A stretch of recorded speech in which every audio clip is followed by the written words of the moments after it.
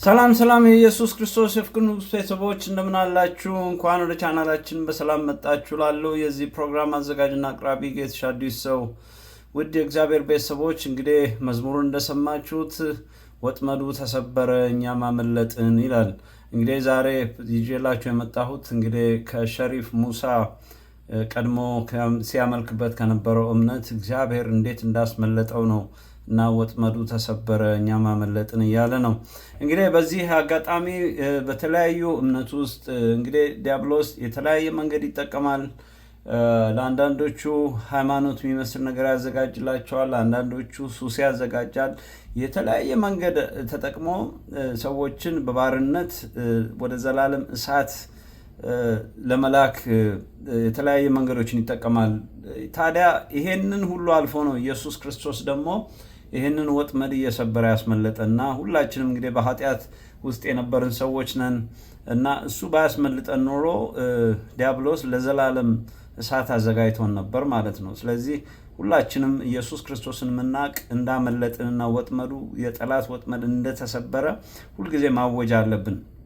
እንግዲህ የእግዚአብሔር ቤተሰቦች በዚህ ቻናል ላይ ኢየሱስ ክርስቶስ አዳኝ እንደሆነ ኢየሱስ ክርስቶስ እንዴት ወጥመድ እየሰበረ ሰዎችን ከጨለማ ወደ ብርሃን እንደሚያመጣ የሚያሳዩ ብዙ ፕሮግራሞችን እያስተላለፉ እገኛለሁ እና ቻናሎቹን ከተለያየ ቦታ ነው ማገኛቸው። አንዳንድ ቪዲዮዎችን በተለይ የሰዎችን ኢንተርቪው እና በተቻላችሁ መጠን ከማገኝባቸው ቪዲዮዎች ሜንሽን አደርጋለሁ እና እነሱን ሰብስክራይብ አድርጓቸው። ያው የኔ ዓላማ ሰብስክራይብ ለማድረግ ወይ ደግሞ ሞር ቪው ለማግኘት ሳይሆን እውነተኛ ሰው ወደ እግዚአብሔር እንዲመጣና ከጨለማ ወደ ብርሃን እንዲመጣ ነው ሰው የምፈልገው እና እነዚህ ሰዎች ያው ሰብስክራይብ አድርጓቸው፣ ሼር አድርጉ እና አብርሃም ኤም7 ነው ይሄንን ያገኘሁት የሸሪፍ ሙሳን ቴስቲሞኒ። እንግዲህ በተቻለ መጠን በጨለማ ያሉትን ወንድሞቻችንን በተለያየ እምነት ውስጥ ያሉትን ማስመለጥ ነው ስራችን። ምክንያቱም ኢየሱስ ክርስቶስ የመጣው በወጥመድ ውስጥ ለተያዙ ሊታረዱ ወደ ዘላለም እሳት ውስጥ ሊሄዱ የተዘጋጁትን ማስመለጥ ነው ስራው እና ለዚህ ነው ለሁላችንም የመጣው። ሁላችንም ያመለጥነው ከዚህ ነው። ስለዚህ እኛ ካመለጥን በኋላ ደግሞ ሌሎች ወንድሞቻችን እህቶቻችንን ማስመለጥ አለብን። ስለዚህ ይሄ ቻናል ይሄንን ለማድረግ ነው የተቋቋመው። ስለዚህ በዚህ አጋጣሚ ብዙ ሰዎች እያመለጡ ነው፣ ብዙ ሰዎች በዚህ ፕሮግራም እየተጠቀሙ ነው እና እግዚአብሔር ይባርካችሁ። እንግዲህ ከብዙ ቻናል መርጣችሁ ወደዚህ ቻናል የመጣችሁ በተቻላችሁ መጠን የክርስቲያን የሆኑትን ቻናሎች ህይወት ያላቸውን የዘላለም ህይወት ያላቸውን ብላችሁ የምታስቧቸውን ቻናሎች በመምረጥ በእነሱ እንድትገለገሉ በአክብሮት ጠይቃለሁ። እንግዲህ ወደ ዛሬው ፕሮግራም እንግባ። ይህን ፕሮግራም ያገኘሁት እንዳልኳችሁ ከአብርሃም ኤም7 ነው እና በተቻላችሁ መጠን እሱን ሰፖርት አድርጉት። የእኔ ዓላማ ግን ያው ሰዎች በዚህ እምነት ውስጥ ያሉ ሰዎች ይህን ፕሮግራም አይተው ምናልባት የአብርሃም ኤም7ን ማያዩት ሰዎች ደግሞ ምናልባት የኔን ሊያዩት ይችላሉ። ስለዚህ ሼር አድርጉት፣ ለሌሎችም ሰዎች አስተላልፉት። ስለዚህ ሰዎች ከጨለማ ወደ ብርሃን ሲመጡ፣ ከሞት ወደ ህይወት ሲመጡ የሁላችንም ደስታ ሊሆን ይገባል። ምክንያቱም በሰማይም ትልቅ ሴሌብሬሽን አለው ነው የሚባለው። አንድ ሰው እንኳን ወደ እግዚአብሔር ቤት ሲገባ በሰማይ ትልቅ ሴሌብሬሽን ነው። ስለዚህ ይሄ ማለት ደግሞ ቀላል አይደለም። ስለዚህ ቪው ኖረ አልኖረ አይደለም። አንድ ሰው ገብቶት ያንን አይቶ ምናልባት ወደ ህይወት ከተመለሰ የሁላችንም ድል መሆን ያለበት እሱ ነው። እስቲ ወደዚህ ወደ ሸሪፍ ሙሳ ቴስቲሞኒ ልውሰዳችሁ። ውጣ ከዚህ ምድር አለ ረበና አና ማዕሪፍ አልኩት። ይህ ምን አውቃለሁ? ምን አውቄ የት ሄዳለሁ? መንገድ ነው ሳላውቅ ወዴት ነው ሂድ የምትለኛል? ነፍሴ ትጨነቃለች። ሌሊት 1 ሰዓት 2 ሰዓት ላይ መጥቶ ሙሉ ለሙሉ ቁመቴ ልክ ይጫነኛል። ምን እንደሆነ አላውቅም። ያንን ጭንቀት ያየሁባቸው ሳምንታት በጣም እጨነቃለሁ። እየቀራው እየተማርኩ እየሰገድኩ ያንን ስርዓት ሁሉ እያደረግኩኝ ስጋት ነው ህይወቴ። አኬራዬ ምንድን ነው? መጨረሻዬ ምንድን ነው? የት ነው የሚደርሰው? በቀኝ በኩል ያለው ሚዛኑ ከደፋ እኔ ምናልባት ጄነት ሊሄድ ይችላለሁ። እሱ ነው ፈተና። ሀዲዳን ዘመሪዳ የሚባል ገሃነም እሳት አለ። እዛ ገብቼ ከዛ በኋላ እንደገና ደግሞ ፊም አለ። ያ ፊም እሳት አለ።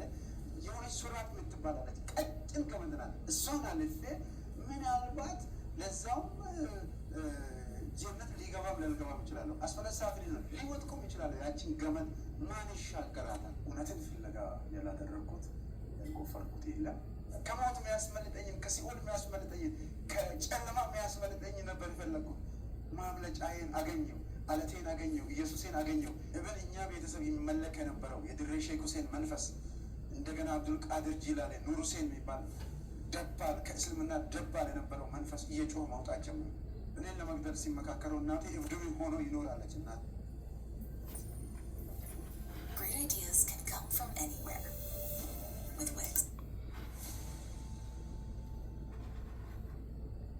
ስሜ ሸሪፍ ሙሳ ይባላል። ተወልጄ ያደግኩት በሙስሊም ቤተሰብ ነው። እናቴ መመዛ አህመድ ትባላለች። አባቴ ደግሞ ሙሳ ስራት ይባላል። በዚህ ቤተሰብ ነው ተወልጄ ያደግኩት። ልጆች አሉ። ባለትዳር ነኝ። በሙስሊም ቤተሰብ ውስጥ ቁርአንን ተምሬን ያደግኩት። ያንን ሲያደርግ ደግሞ ጓደኞች አሉ አብረውን ቁርአን ከኔ ጋር ይቀበሉ ይማሩ የነበሩ አሉ። ጌታን አላገኘው። እኔ ለሃይማኖቴ በጣም ቀናኢ ነበርኩኝ። ከእስልምና ውጭ ሌላ ያለ አይመስለኝም ነበርና በጣም እስልምና ከሚወዱና ከሚያጠኑ እውነትን ፍለጋ ያላደረግኩት ያልቆፈርኩት የለም። ብዙ ሐዲሳትን አንብቤያለሁ። ቁርአንን መላልሼ ብዙ ጊዜ አንብቤያለሁ። በአረብኛም በአማርኛም ያለውን አይቻለሁ። ግን ሁል ጊዜ የሚያስጨንቀኝ ነገር ነበር። እዛ እስልምና ውስጥ ሆኜ አንድ ሰው ከሞተ በኋላ አስክሬኑ ወደ መቃብር ይደርሳል። ወደ መቃብር ከደረሰ በኋላ ናክር ሙንከር የሚባል ነገር አለ። ያ ናክር ሙንከር አስክሬኑን ይቀጠቅጠዋል። ማረቡ ከይልና ሰው ዞር እንዳለ ናክር ሙንከሩ ምን ያደርገዋል? ይቀጠቅጠዋል በመዶሻ ማረቡ ከይለዋል። ላ ካለ አላውቅም፣ ይደግምለታል። ወደ ጥልቅ ወርድና እንደገና ይመጣል። በሶስተኛው ጊዜ ዘንዶ መጥቶ የአስክሬኑን ምላሱን ይጠባዋል የሚል አስተምሮ አለ። ያ አስተምሮ ነፍሴን ያስጨንቃል። ያን አነባለሁ፣ እንደገና ሰማለሁ፣ ከኛ ታላላቆች ሰማለሁ። ምን ማለት ነው? እኔ አያውቀኝም እንዴ? በምድር ላይ ለእሱ 5 ጊዜ ሰገድኩ። ሌሊት ተቀን ሰግዳለሁ፣ አመልከዋለሁ። እንዴት ከሞትኩ በኋላ ወደ መቃብሬ መጥቶ አስክሬን እንኳን እንዳያርፍ ለምንድን ነው የሚቀጠቅጠኝ? ለምንድን ነው ምላሴ? እንደገና ዘንዶስ ለምንድን ነው የሚጠባኝ? የሀገር እባብ መጥቶ ስለምንድን ነው የሚከበኝ የሚለው ሁሌ ነፍሴን ያስጨንቃታል። በቃ ደስ አይለኝም። ያን ሲያስብ ደስ አይለኝም እና የእኔስ መጨረሻ በሚል ሁሌ ስጋት ነበረኝ። ከዚህ የተነሳ አሁንም ይህንን መቆፈር ጀመርኩ። ማንበብ፣ ማጥናት፣ ማንበብ፣ ማጥናት፣ አላህ በከለከለው መከልከል፣ አላህ ባዘዘው መታዘዝ የሚለውን ነገር እታዘዛለሁ፣ አደርጋለሁ። ሌላው ምንድን ነው? አንዱ ሁለተኛው የሚያስጨንቀኝ ነገር ምንድን ነው? ወማ ከለቅቱል ኢንሰ ወልጂነ ኢላ ሊያዕቡዱን የሚል ነገር ሰውንም ሰይጣንንም ፍጥረትን ሁሉ እንዲገዛልኝ ነው የፈጠርኩት አላህ ይላል። ኢንስ የሚባለው ነገር በምድር በሰማይ ያለውን ፍጥረት ሁሉ ነው እና በዚህ መካከል ለምሳሌ ሰይጣንም ራሱ ከኔ ጋር እኩል ሆኖ ተፈጥሮ እዛ ጋር ልክ ወማ ከለቅቱል ኢንሰ ወልጂነ ጂን ማለት ያው ሰይጣን ማለት ነው። ሰይጣንም እንደኔ እኩል መብት አለው። እኩል አድርጎ ነው ሁላችን እኩል ነን የሚለው። እንዴት ከሰይጣን ጋር እኩል ሆንኩ? እንዴት እኩል ሰይጣን ከኔ ጋር አብሮ ይንቀሳቀሳል? እንዴት ከኔ ጋር ተፈጥሮ ለምሳሌ አልፎ አልፎ ሰይጣን ለሰው ልጆች ጠላት ነው የሚለውን ነገር ምን ሸይጣንም አድዎ ሙቢን በኔ አደም ሸይጣን አድዎ ሙቢን ይላል እና ሸይጣን ለሰው ልጆች ሁሉ ጠላት ነው ብለን እንማራለን፣ እንሰማለን። እንደገና ደግሞ መልሰን ከኛ ጋር እኩል ሆኖ ተፈጥሯል ተብሎ ይታሰባል እና ይህ ነገር ያስጨንቀኛል። ብዙ ጊዜ ሽንት ቤት ደግሞ ሰይጣን እንደሚጠብቀን ይታሰባል። ሁሌም ከልጅነቴ ጀምሮ ሰይጣን ሽንት ቤት እንደሚጠብቀን ይታሰባል። ያ ሽንት ቤት የሚጠብቀንን ሸይጣን ለማምለጥ ገና ሽንት ቤቱን ከፍቼ ከመግባቴ በፊት ምን እላለሁ? አላሁመ ኢኒ ወልኩብሲ ወልከባኢሲ ከይሲ ከሆነው ለካፊ ከሆነው ሰይጣን ጠብቀኝ ብዬ ነው ሽንት ቤት የሚገቡ። አስበው እና ሁሌ ያሳዘነኛል ውስጤ። ለምን ጥያቄ ነው። ለምን አይጠብቀኝ? ለምን ሁሌ ይሰጋለሁ? ለምን የስጋት ህይወት ነበር እየቀራው እየተማርኩ እየሰገጥኩ ያንን ስርዓት ሁሉ እያደረግኩኝ ስጋት ነው ህይወት እና ይሄ ስጋት ሁሉ እስከ መጨረሻ ምንድን ነው? አኬር ይባላል። አኬራ ምንድን ነው? መጨረሻ ምንድን ነው? የት ነው የሚደርሰው? እና አንዳንድ ጊዜ ለምን ተወለድኩ እስኪባል ድረስ ያስጨንቃል። እዛ ቤተሰብ ውስጥ ሆነ የምታደርጋቸው ነገሮች ሁሉ አንድም ተስፋ ያለው ነገር የለም እና በዚህ መካከል ጥያቄ መጠየቅ ጀመርኩ። አባቴን መጠየቅ ጀመርኩ። በህይወት እያለ አባቴን መጠየቅ ጀመርኩ። እንደገና ከኛ መሻይክ የሆኑ በጣም ቁርአን የተማሩ ሰዎችን መጠየቅ ጀመርኩ። በዚህ መካከል ወንድሞቼ በተለያየ ነገር መሞት ጀመሩ። በቃ 3 እህቶች ሞቱ። ከዛ በኋላ 2 ወንድሞች ሞቱ። እነሱ ሲሞቱ ለምን ሌላ አካባቢ ሰላም እያለ የእኛ ቤተሰብ ጋር ሞት ለምን ይበዛል የሚለው ነገር በጣም እንደገና ሀዘን የሚባለው የውስጥ ሀዘን የውስጥ ስብራት የሚባለው ነገር እኔ ላይ ምንም ቢሰጥ ምንም ቢያደርግ አለቃለኝ። ልየት ብዬ መጨነቅ ጀመርኩ።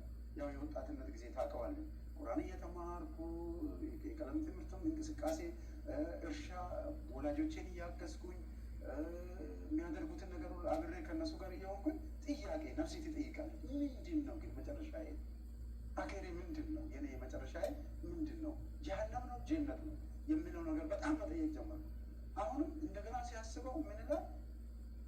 አይታወቁም ነው የሚባለው። አይታወቁም ምክንያቱም ወልአወሊ ወልአኺሪ ረበና ያዕሪፍ ነው የሚባለው። አሁን ማን ጀነት ይግባ ማን ጀሀነም ይሄድ አይታወቁም። ሚዛኑ መጨረሻ ላይ ሲደፋ ነው። ለምሳሌ በቀኝ አቲድና አቂ የሚባሉ መላእክቶች አሉ። በቀኝ በኩል ይመዘግባል፣ ቀይር ይመዘግባል። በግራ በኩል ያለው ደግሞ ሸሩን ክፋትን ይመዘግባል። የክፋቱ መዝገብ ከበለጠ አንተ መጨረሻ ላይ ወዴት እንደምትሄድ ታውቃለህ? ወደ ገሃነም አስፈለ ሳፊሊን ወደ ጥልቅ ነው የምትወርደው። በቀኝ በኩል ያለው ፋይል እዚህ ጋር ያለው መዝገብ የተሻለ ከሆነ ሚዛን ላይ የሁለቱ እንትን ሚዛን ላይ ይገባና ምን ይሆናል? በቀኝ በኩል ያለው ሚዛኑ ከደፋ እኔ ምናልባት ጀነት ሊሄድ ይችላለሁ። እሱንም ፈተና ሀሪራን ዘመሪዳን የሚባል ገሃነም እሳት አለ። እዛ ገብቼ ከዛ በኋላ እንደገና ደግሞ ፊም አለ። ያ ፊም እሳት አለ። የሆነች ሱራት የምትባላለች ቀጭን ገመድ ናት። እሷን አልፌ ምናልባት ለዛውም ጀነት ሊገባም ላልገባም ይችላለሁ። አስፈለሳፊ ነው ሊወጥቁም ይችላለሁ። ያችን ገመድ ማን ይሻገራታል? ሁሌ የስጋት አስተምሮ ሁሌ በቃ ስጋት ነው እና ይሄ ያስጨንቀኛል በህይወቴ እና ወደዋለሁ፣ አደርጋለሁ፣ ቀራለሁ፣ ማራለሁ፣ ሰግዳለሁ፣ ሁሉን አደርጋለሁ። መጨረሻ ላይ ያንን ደግሞ ሁሌ ሌላውን እምነት መቃወም ነው። ሁል ጊዜ ተቃውሞ ነው። አላህ አንድ ነው የምንለው ከሱ ውጭ የለም። ዋደ ለከ ሸሪከ ለከ ሁል ጊዜ እና የሆነ ነገር ሲገጥመን አላሁ አክበር ነው የምለው እኔ። አላሁ አክበር አንድ ነው እሱ ያልኩ ነው ሁል ጊዜ የሚለው። መጨረሻ ላይ በቤተሰቤ ላይ ከገጠመኝ ነገር እንደገና ተስፋ ቆረጥኩ እና ተስፊር ለመማር የተለያዩ ነገሮችን ሐዲሳትን አንዳንድ ነገሮች አስፍቼ ለመሄድ መጨረሻ አሰብኩ። የሆነም ተስፋ የለም። መጨረሻ ላይ ምንድነው የሆነው? ወንጌል የሚናገሩትን ሰዎች ራሱ መጥላት። ለነገሩ እኛ ጋር መጥቶ እዛ ገጠር ላይ እኛ ያለንበት ኤሪያ ሙሉ ለሙሉ ሙስሊም ስለሆነ ወንጌልን ደፍረው ገብቶ የሚናገርም የለም። የእግዚአብሔር እጅ ካልገባ በስተቀር የጌታ እጅ ካልገባች በስተቀር መንፈስ ቅዱስ ካልገባ በስተቀር ያን ኤሪያ ገብቶ ኢየሱስ ያድናል ወይም ደግሞ ክርስትና እውነት ነው ብሎ የሚያስተምር ሰው የለም። ሁሌ በጫት ተይዘናል። ጫት እንቅማለን። ከተማ ስንወጣ ደግሞ የምናደርጋቸው ብዙ ነገሮች አሉ። ብዙ ጓደኞች አሉ። እንደገና ደግሞ ጽድቅን ንጹህ ነገር እስልምና እየፈለጉኝ ጓደኞቼ ደግሞ ሌላ ነገር ውስጥ ይከቱኛል። እዛ ገብቼ ደግሞ አሁን ተመልሼ ይመጣል። ይህን ሁሉ እያደረግኩ መጨረሻ ላይ ከባባድ ነገሮች በህይወቴ እየሆኑ ጀመሩ። ከባባድ ነገሮች በቃ ተስፋ የሚያስቆርጡ ነገሮች መጨነቅ ጀመርኩ። ተስፋ መቁረጥ ጀመርኩ። በቃ ሰላቴን ቢሰግድ ምን ቢያደርግ ህይወቴ ተስፋ አጣ። በተለይ የወንድሞቼ እና የእህቶቼ መሞት በጣም አማረረኝ፣ ተስፋ አስቆረጠኝ። በዚህ መካከል በቃ የሚያደርገዋል መቼም ወደ ክርስትና ውስጥ ለመግባትም ለመናገርም ሀሳብ አልነበረኝም እና ክርስቲያኖችን ማሳደድ ባገኘው አጋጣሚ በገዛ ሄጄ ሌላ ወረዳ ሄጄ እንኳን በገጠር የእነሱን መዝሙር ዝጉ ይላሉ። እዛ እኔ ጫክሊቅም እነሱን መዝሙር አዘጋቸው እና ሌላ ተንኮል አመፅ ተጀመረ። በቃ በህይወቴ ላይ ከአመፀኛ ጓደኞች ጋር ተጨመረ። ሰው መምታት፣ መታሰር፣ ሌሎችም ነገሮች ውስጥ መግባት ጀመረ። መቼ ነው ታዲያ ይሄ መንፈሳዊነት ይናፍቀኛል? ለአላህ መገዛት፣ ቀንና ሌሊት ለሱ መስገድ፣ የእሱ መሆን ሁሌ የሚናፍቀውን ያን ነገር ሊያገኘው አልቻለም። ውስጤ ደስተኛ አይደለም፣ ሰላም የለኝም።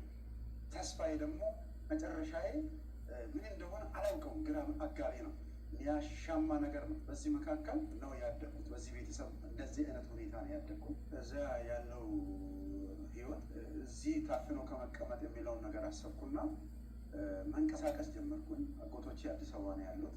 እናቴ ወንድሞች ትንሽ ከሰለጠነው ከሚባሉት ቤተሰብ ከቤተሰቦቼ እነሱ ናቸው። እነሱ ጋር መመላለስ ጀመርኩ። አንዴ ወደዚህ፣ አንዴ ወደዛ፣ አንዴ ገጠር፣ አንዴ አዲስ አበባ እያልኩኝ አሁን ምን መጣ?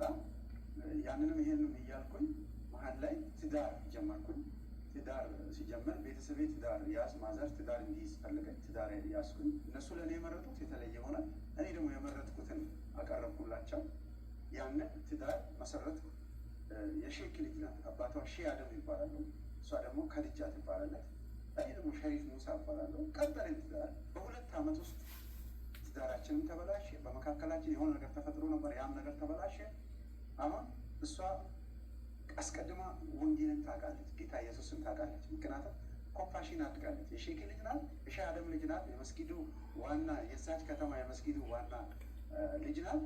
ግን በኮምፓሽን ያደገችው በመካነ ኢየሱስ ማለት ነው። እች ልጅ አሁን እኔ ጋር መካከላችን ላይ ጋፕ ተፈጠረ። ምክንያቱም በቤተሰብ ያለቀውን ወንድሞቼ እህቶቼ እንደሞቱ ሰምታለች። ይሄን ነገር ስትሰማ ይሄ